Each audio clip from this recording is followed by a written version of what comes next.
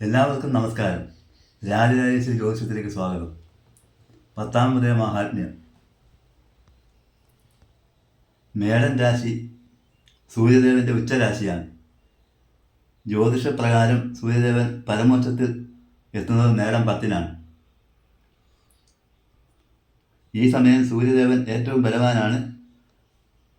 ഈ സമയം സൂര്യദേവന്റെ അനുഗ്രഹം നേടുന്നത് വളരെ നല്ലതാണ്. സൂര്യദേവനെ നമസ്കരിച്ച് പ്രാർത്ഥിക്കുന്നത് കൊണ്ട് സർവ ഗ്രഹങ്ങളുടെയും അനുഗ്രഹം ലഭിക്കുന്നതാണ്. സൂര്യദേവന് 10-ാമുദയ ദിവസം രാവിലെ പൊങ്കാല അർപ്പിക്കുന്നത് ഏറ്റവും ശ്രേഷ്ഠമാണ്. അഭീഷ്ട സിദ്ധി, ഐശ്വര്യ സമൃദ്ധി, ഈശ്വരാനുഗ്രഹം, ആയുരാരോഗ്യ സൗഖ്യം എന്നിവ ലഭിക്കുമെന്നാണ് വിശ്വാസം. ഗായത്രി മന്ത്രം 108 തവണ ജപിക്കുന്നതും അഗസ്ത്യ മഹർഷി ശ്രീരാമദേവന് ഉപദേശിച്ച ആദിത്യ ഹൃദയ മന്ത്രം സൂര്യദേവൻ ശക്തിയേറിയ മന്ത്രമാണ്. സൂര്യദേവന്റെ അനുഗ്രഹം ലഭിക്കുന്നതിന് ആദിത്യ ഹൃദയ മന്ത്രം ജപിക്കുന്നത് ഏറ്റവും നല്ലതാണ്. വിഷമങ്ങൾ നീങ്ങി മാനസിക ശക്തിയും സുഖ സമൃദ്ധിയും കൈവരുന്നതാണ്.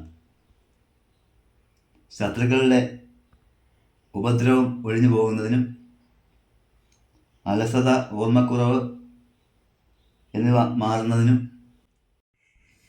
അസ്ഥിക്ക് പ്രശ്നമുള്ളവർക്ക് അത് മാറുന്നതിനും, ഹൃദയ സംബന്ധമായ പ്രശ്നമുള്ളവർക്ക് അത് മാറുന്നതിനും, നേത്ര സംബന്ധമായ പ്രശ്നങ്ങൾ മാറുന്നതിനും ആദിത്യ ഭജനം നല്ലതാണ്. വൃക്ഷത്തൈകൾ നടുകയും വിത്ത് വിതയ്ക്കുകയും തെങ്ങിൻ തൈ നടുന്നതും പരമ്പരാഗതമായി 10-ാമത് ചെയ്യാറുണ്ടല്ലോ. യാതൊരു പ്രതിഫലവും ആഗ്രഹിക്കാതെ ദാനം സ്വീകരിക്കുന്നവർക്ക് ഉപകാരപ്പെടുന്ന രീതിയിൽ ദാനം ചെയ്യുന്നത് ഏറ്റവും ശ്രേഷ്ഠമായ പുണ്യപ്രവൃത്തിയാണ്. ദാനം ചെയ്യുന്നവർ തനിക്ക് ഇഷ്ടമുള്ള വസ്തുക്കൾ ദാനം ചെയ്യേണ്ടതാണ്. ഇതിൻ്റെ പുണ്യം ജീവിത വിജയത്തിന് വളരെയേറെ നല്ലതാണ്.